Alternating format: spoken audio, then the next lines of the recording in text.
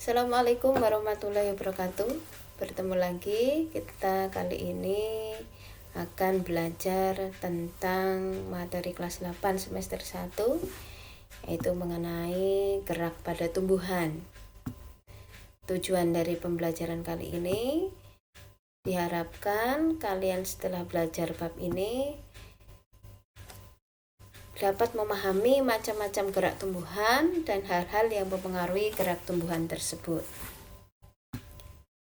Gerak tumbuhan itu berbeda dengan gerak pada hewan dan manusia.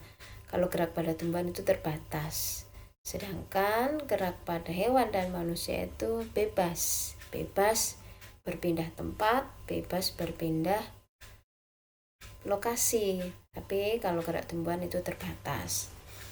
Macam-macam gerak tumbuhan itu yang pertama gerak endonom, yang kedua gerak higroskopis, yang ketiga gerak esionom.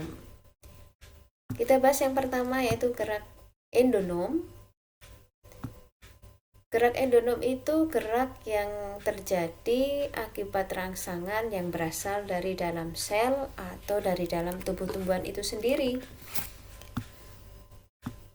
Contohnya yaitu gerak siklosis pada Hydrilla verticillata.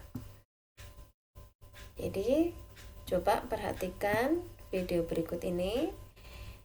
Ini adalah daun Hydrilla yang diamati pakai mikroskop.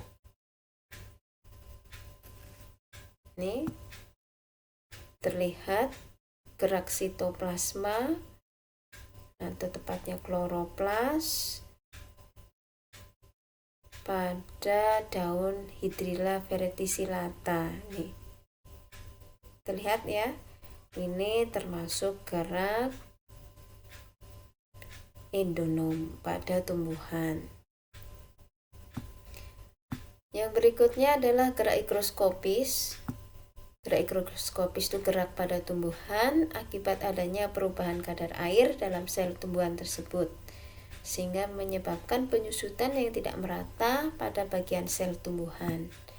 Contohnya yaitu gerak membukanya buah polong.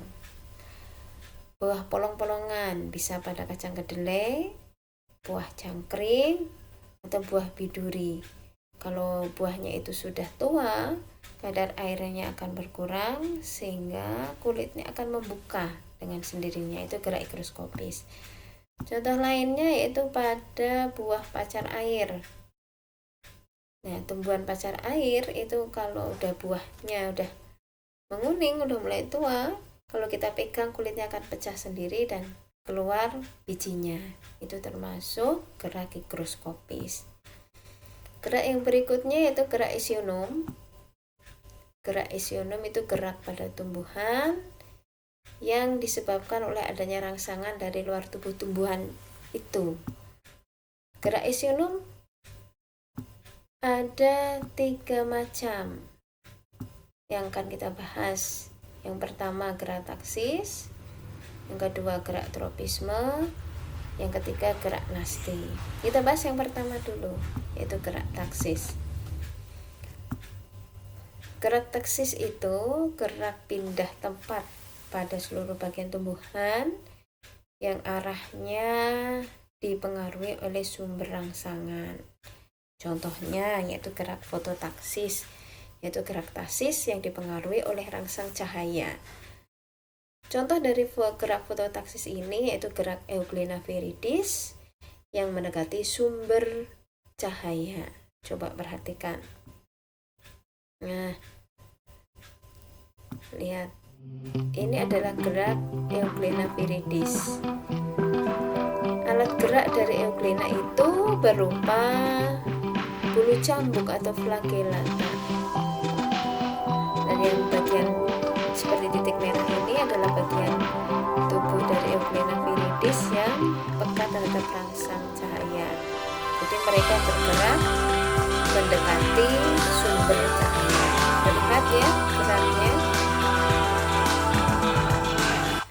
Gerak yang berikutnya, gerak jenis taksis yang berikutnya itu yaitu kemotaksis. adalah gerak taksis pada tumbuhan yang dipengaruhi oleh rangsangan berupa zat kimia.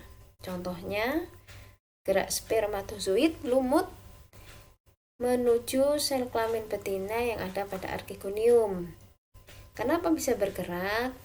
Apa rangsangannya? Rangsangannya adalah zat gula dan protein yang dihasilkan oleh archegonium lumut, sehingga spermatozoid bergerak menuju archegonium.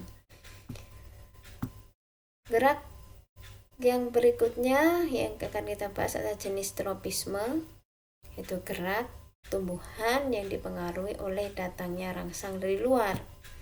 Nah, gerak tropisme ini ada beberapa macam. Yang pertama fototropisme, yang kedua geotropisme, ketiga hidrotropisme, keempat teknotropisme, dan yang kelima kemotropisme.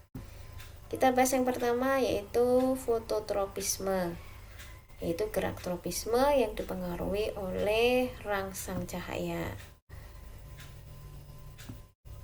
Perhatikan di sini ada video. Saat biji ini tumbuh membentuk kecambah dan tumbuh menjadi tanaman yang lebih besar, tumbuh batangnya ini akan menuju ke arah datangnya cahaya. Jadi saat di tempat gelap, ujung tanaman ini akan menuju ke arah datangnya cahaya. Terlihat jelas ya, ini adalah contoh dari gerak fototropisme. Yang selanjutnya adalah gerak geotropisme. Gerak tropisme yang dipengaruhi adanya rangsang kayak gravitasi. Perhatikan contohnya, ini ada biji, setelah ditanam akan tumbuh akar, akarnya akan tumbuh ke bawah, batangnya akan menuju ke atas. Akar ini dipengaruhi oleh gravitasi menuju pusat bumi. Nah, jenis geotropisme positif. Sedangkan batang yang menjauhi pusat bumi disebut geotropisme negatif. Yang berikutnya hidrotropisme. Hidrotropisme itu gerak tropisme pada tanaman karena adanya rangsangan sumber air. Contohnya yaitu gerak akar tanaman menuju sumber air. Jadi akar tanaman itu akan tumbuh memanjang mendekati daerah yang terdapat sumber airnya, itu hidrotropisme. Yang berikutnya adalah teknotropisme, gerak tropisme yang dipengaruhi oleh rangsang sentuhan. Contohnya gerak sulur pada tempat rambatnya, contohnya pada tanaman kacang panjang misalkan.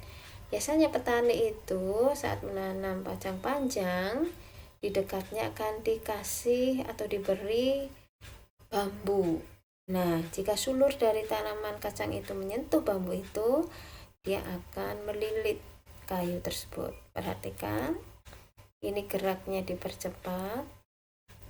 Setelah sulurnya, ujung tanamannya ini menyentuh bambu itu, nah dia akan membelit.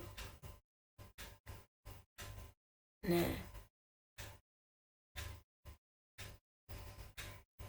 ini geraknya dipercepat ya di video ini. Ini contoh dari gerak teknotropisme.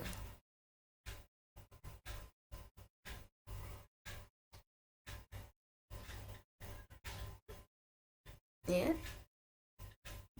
Yang selanjutnya gerak kemotropisme, yaitu gerak tropisme yang dipengaruhi oleh adanya rangsangan zat kimia.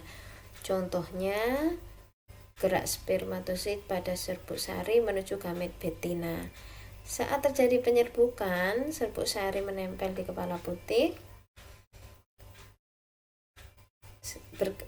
Serbuk sari itu berkecambah akan membentuk bulu serbuk dan spermatozoidnya akan bergerak menuju sel telur. Kenapa spermatozoidnya bisa bergerak menuju sel telur? Karena adanya rangsangan zat kimia yang dihasilkan oleh sel telur.